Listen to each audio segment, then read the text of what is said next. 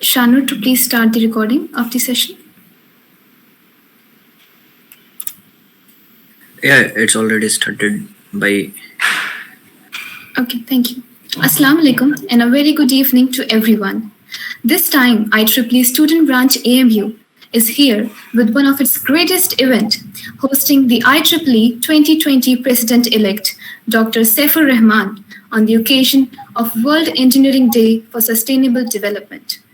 Isn't it great to get the opportunity to host the president of the world's largest technical organization on this special day? I, Mahina Mahmood, General Secretary to the IEEE Student Branch AMU, welcomes you all to this session on improving academia-industry interaction in engineering. World Engineering Day for Sustainable Development was proclaimed by UNESCO and is celebrated worldwide on 4th March of every year since 2020. This day highlights engineers and engineering's achievement in our modern world and improve public understanding of how engineering technology are central to modern life for sustainable development. The 4th of March basically marks the founding day of the World Federation of Engineering Organizations, WFEO, a federation consisting of 100 national members and international members representing the engineering society to the world.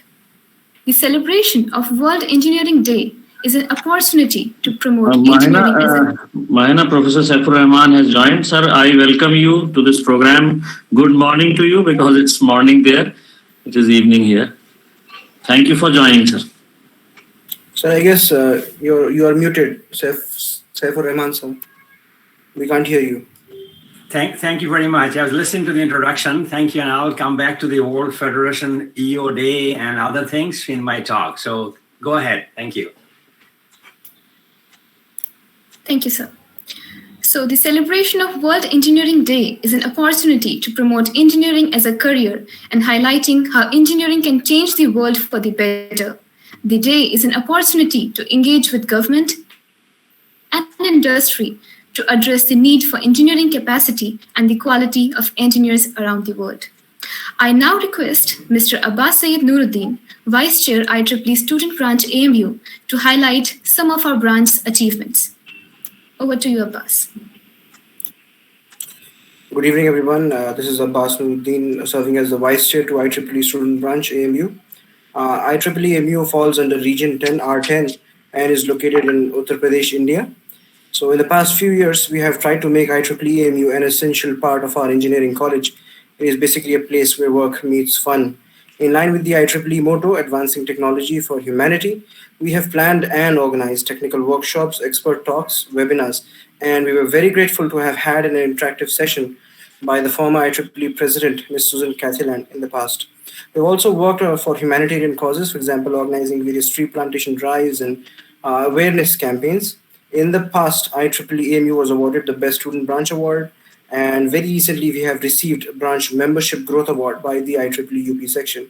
In the future, we are trying to establish the IEEE Robotics and Automation Society, as well as the IEEE Computer Society, to strengthen the technical grasp of our student community, and so that they are able to pursue and excel in various domains of the Industry 4.0. I thank you all for joining us today. I hope you will get new insights and inspirations about a sustainable world after today's session. Thank you.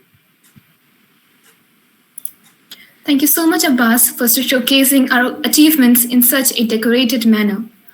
I now request Mr. Mohammad Zaid Sir, Branch Counselor, IEEE Student Branch AMU, for the introduction of our eminent guest. So good evening to all of you, and good morning to Professor Saifur Rahman Saab. Professor Saifur Rahman is the founding director of the Advanced Research Institute at Virginia Tech, USA, where he is the Joseph R. Loring Professor of Electrical and Computer Engineering. He also directs the Center for Energy and the Global Environment.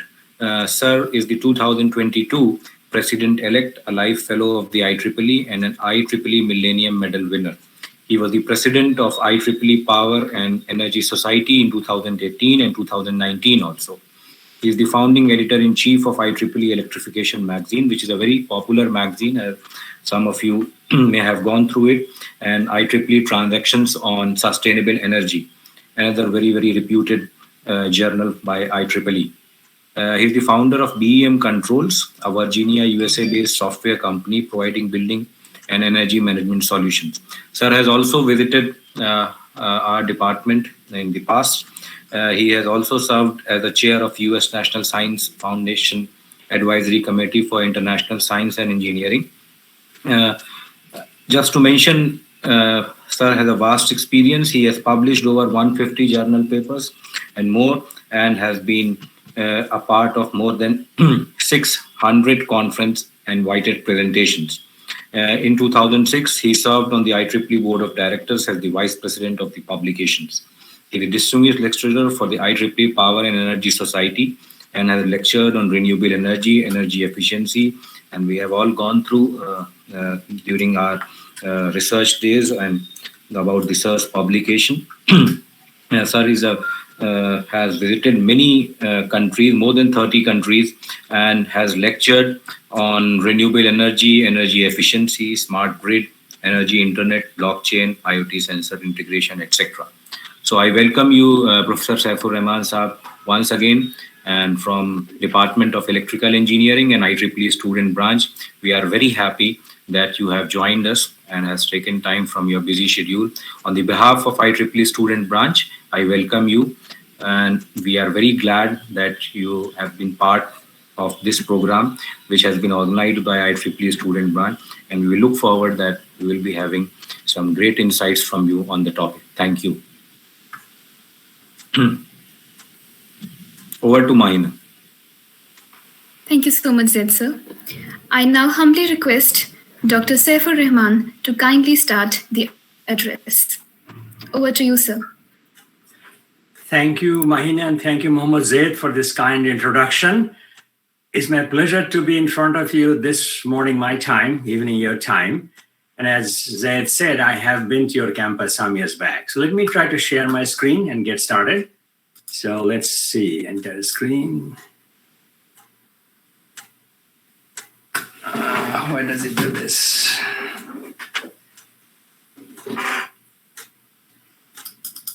Share. See, you have to give me permission to share. It says cannot share a screen.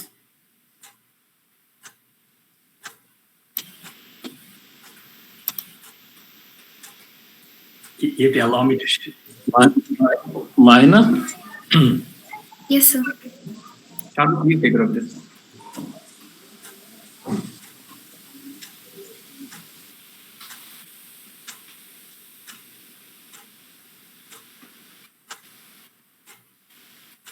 You can share your screen. The permission is Let given me to you. try now.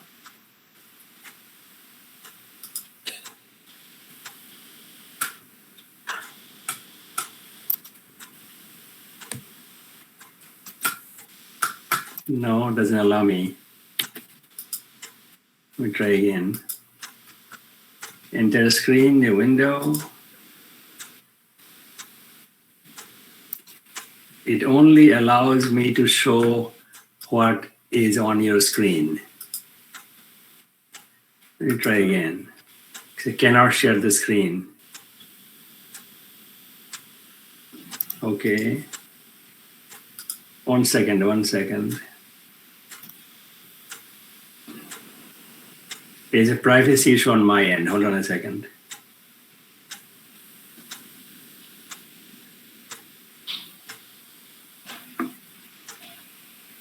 Google Meet.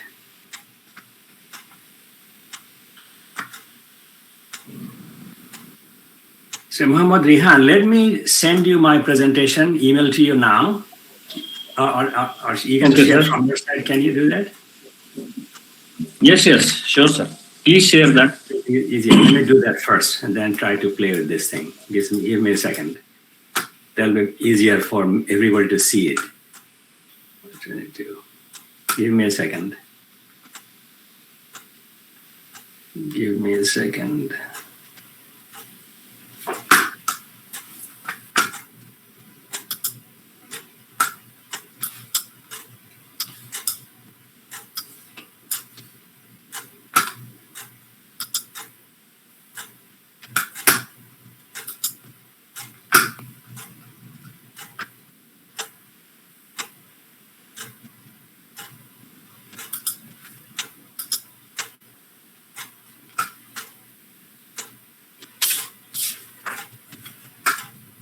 Yeah, it's a 4 megabit file. It has gone to Muhammad Raihan.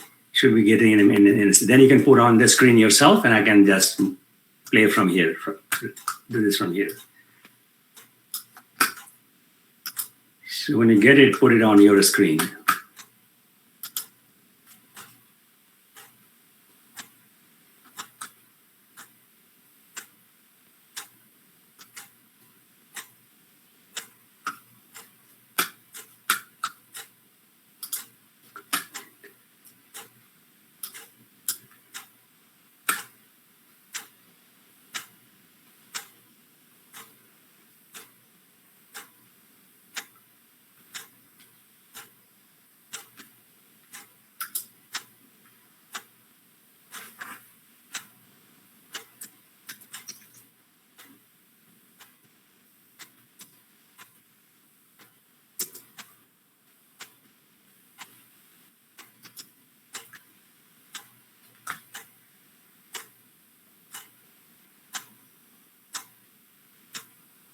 I just replied to your email from this morning.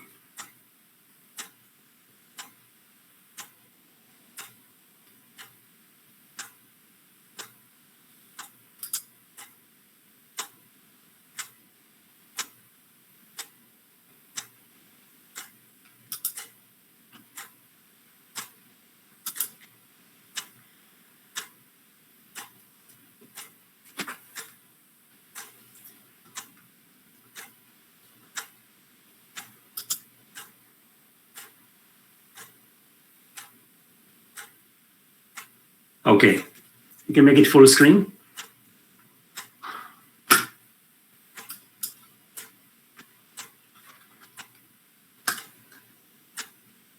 Yeah, make it full screen.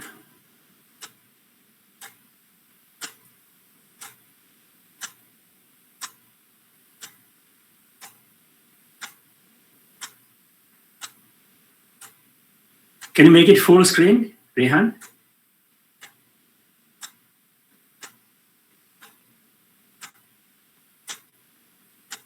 Because it is showing on the right-hand side, that should not show. So there is some issue. I think if it is okay, then we can proceed from here. All right, okay, because it is not full screen. That's why part of the screen on the right-hand side showing other things. Yes, yes, sir. Okay. Can you drag it, make it longer? If not, that's fine. Let's get going. It's fine. Time is important. Okay, let me get started. Thank you again. Okay.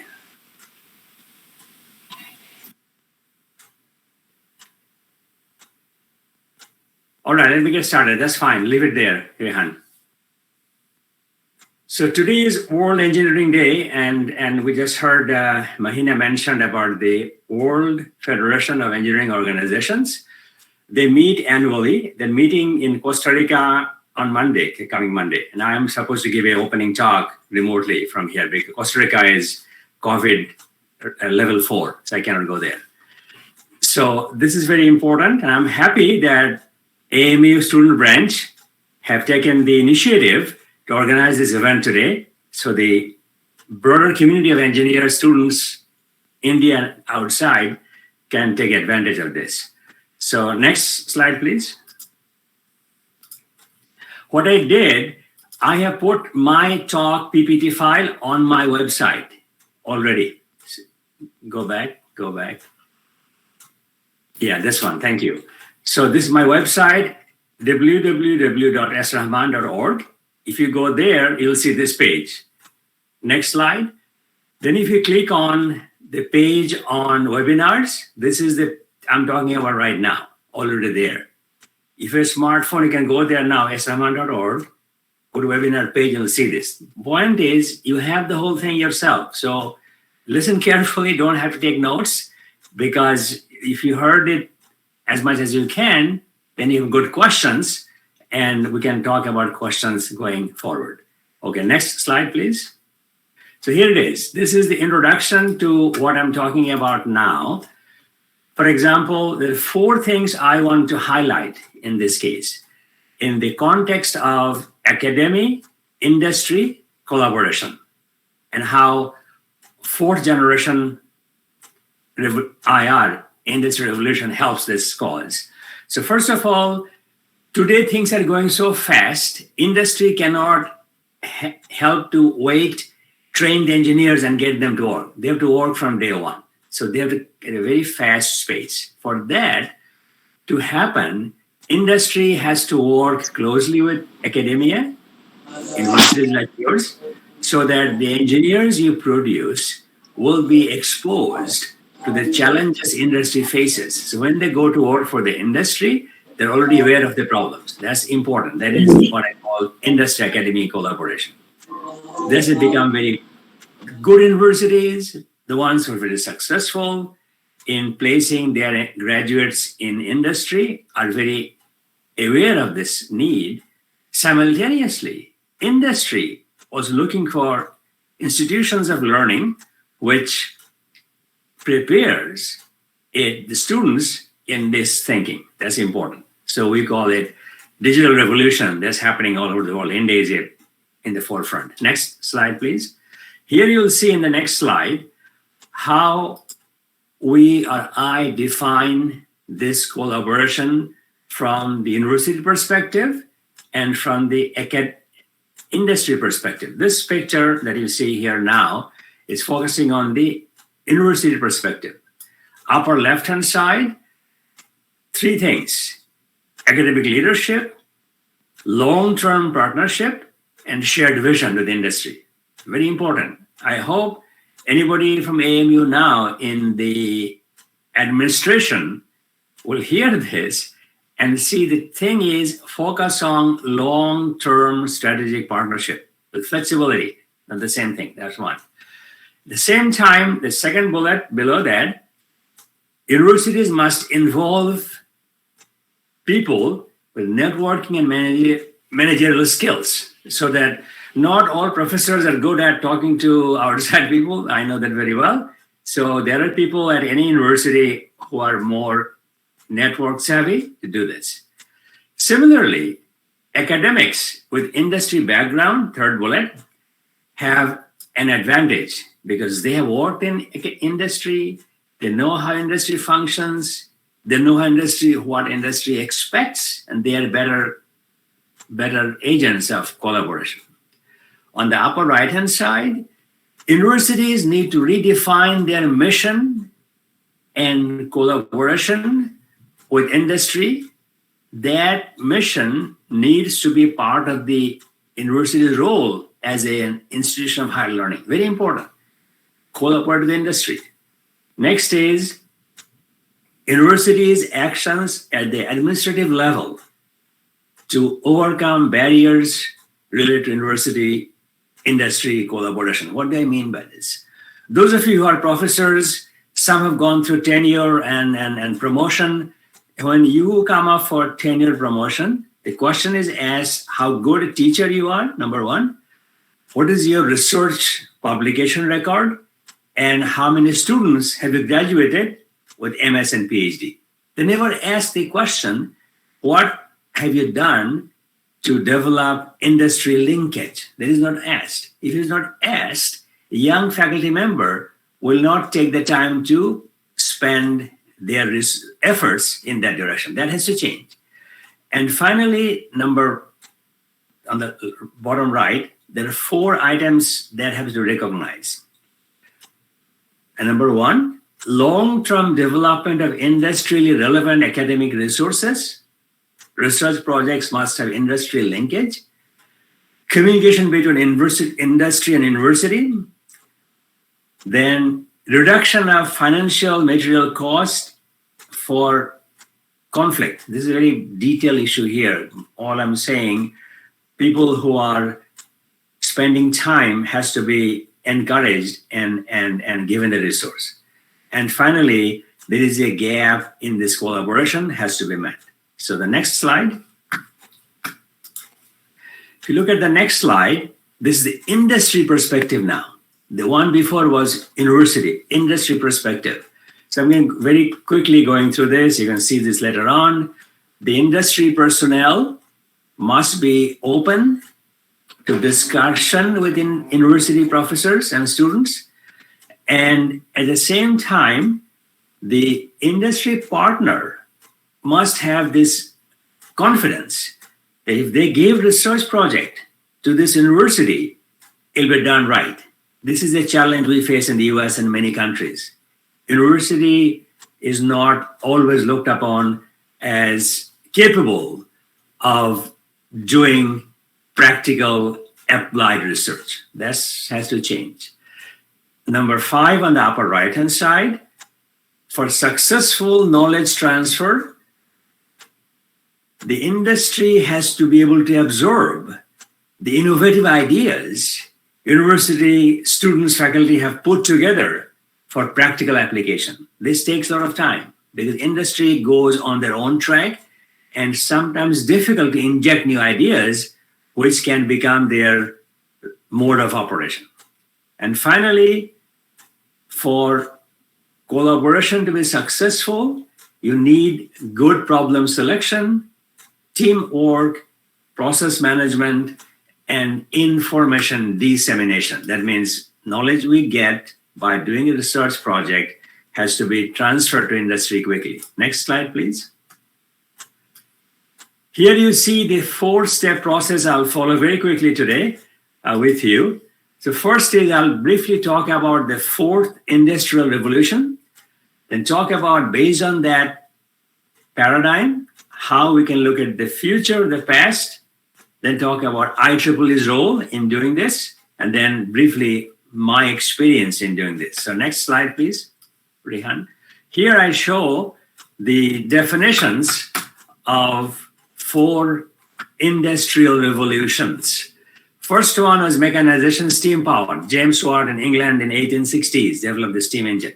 Second was mass production, assembly line, electrical energy. That is the early 1900s. Then mid-1900s, automation, computers, electronics. You've seen that. 4th, we are into this now. 4th industrial revolution focuses on cyber physical systems, intelligent production, IoT, cloud technology, network, big data, all of that. This is the space we are in now today, and we have to think about how Aligarh Muslim University faculty and students can collaborate with some company in Delhi for IoT applications. Both parties learn from each other. Next slide, please. So here is the more detailed definition of the 4th industrial revolution. We have done, in this case, bullet number 1, automation of traditional manufacturing and industrial processes using smart technologies. Then, more important at the bottom, bullet 2, large scale machine-to-machine communication, IoT for increased automation, improved communication, and self-monitoring. Those are the things we have to be paying attention to. Next slide, please. In the next slide, you'll see the 10 or 12 elements of the 4th industrial revolution. If you start at the top, we all know this: smartphone, mobile devices, IoT platforms, location detecting technologies. It happens all the time. You're in your car, do a mapping, so they'll tell you where you are, how much time will take you from place A to place B, because your phone knows where you're located. Advanced human-machine interface, then authentication fraud detection, because they have to know it is you, Rehan, not somebody else playing your role. 3D printing become very popular now for large-scale complex equipment and part equipment manufacturing. Smart sensors, very important. Big data analytics, multi-level customer interaction and profiling. This is like stuff with Amazon and Flipkart. They have to know what you have bought in the past, and they can recommend what you need to buy.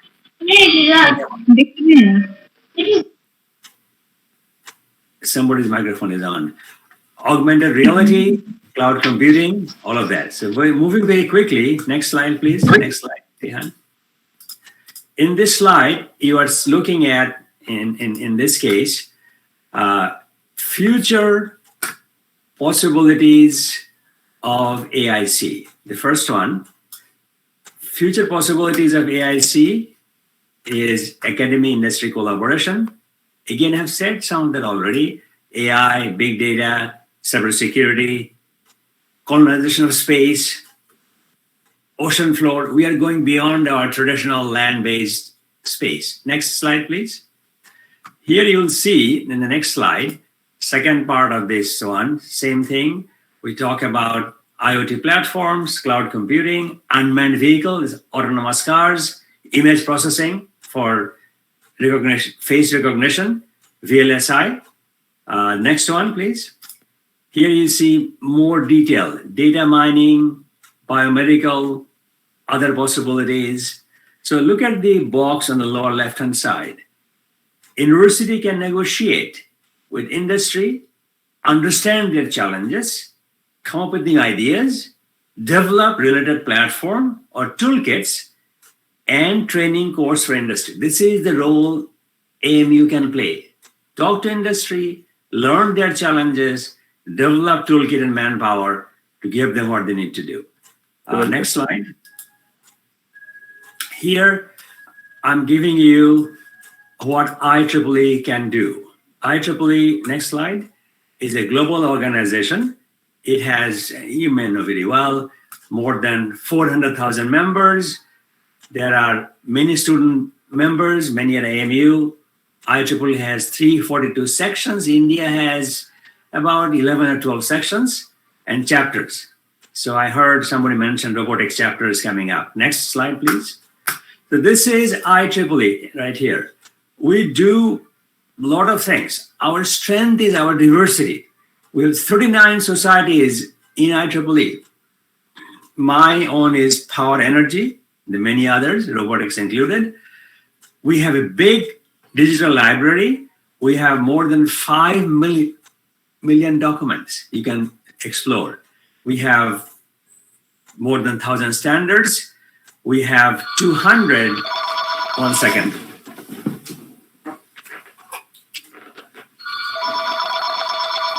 We have call from the wireless CA. We have 200 odd transaction journals. So we're very broad. So next slide. So my own experience, I have worked with many industry myself. I have worked on a couple of projects in India, in fact, in Delhi and Orissa, funded by Indian Department of Science and Technology. I also worked in Chinese power sector. So next slide, my last slide, this one, here you go. Again, my website is there, srahman.org. If you want to go for, that's fine, that's it. That's it, we don't need to go anymore. Leave it there. So I'll stop now and take questions or comments. Thank you very much, Rehan, for playing my slides, appreciate it. So go back to the screen, slides over. Thank you.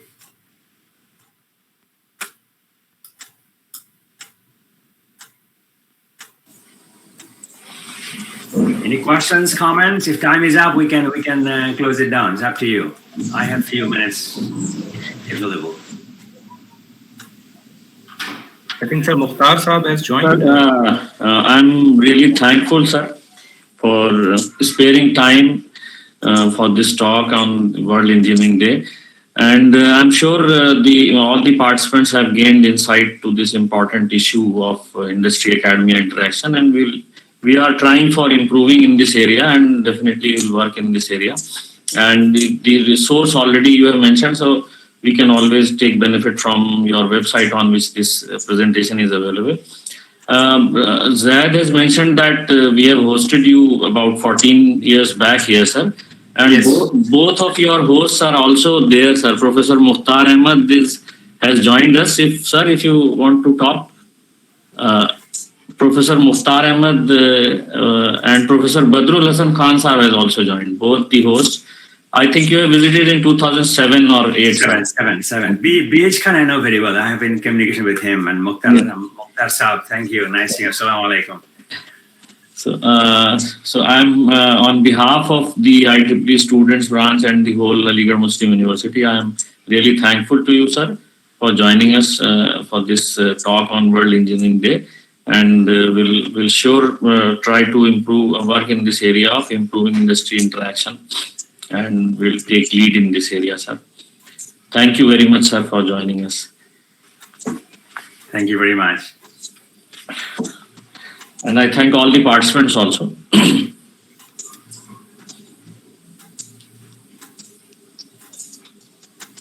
It's a good turnout. I see almost 100 names. That's a good turnout. So this is a success for the student branch leaders that they are able to get that many people come out at 7 o'clock in the evening, your time. When I went in 2007 to Aligarh, I went by train from Delhi. Yeah. Is that the fastest way to go? I can go by road now from Delhi. No, you can come by road also, sir. Yeah. It takes about 2.5 hours from Delhi to Aligarh. Okay. I'll be in Delhi later on this year. So I will let you know if I have time to visit. That will be really nice. We would like to host you, sir, again. Right. I think Sir Mukhtar Saab wants, if he wants to say something, sir, Yeah. please go ahead. Yeah, Professor, seeing you after a long time, it's very nice to see you here. And I will welcome you again to Aligarh. You came on my invitation at that time. So I again invite you. Are you hearing me? I can hear you fine. Yes. Okay. So when I come to USA, I'll visit you also next time. Let me know. Yes. Thank you so much. So, thank you, sir, for sparing time. Actually, 7:30. I know you have other engagements also, sir. Thanks a lot, sir, for sparing time and delivering this talk. Okay. Bye-bye. Bye, sir. Thank you. See you later. Bye-bye. Bye, everybody. Bye-bye.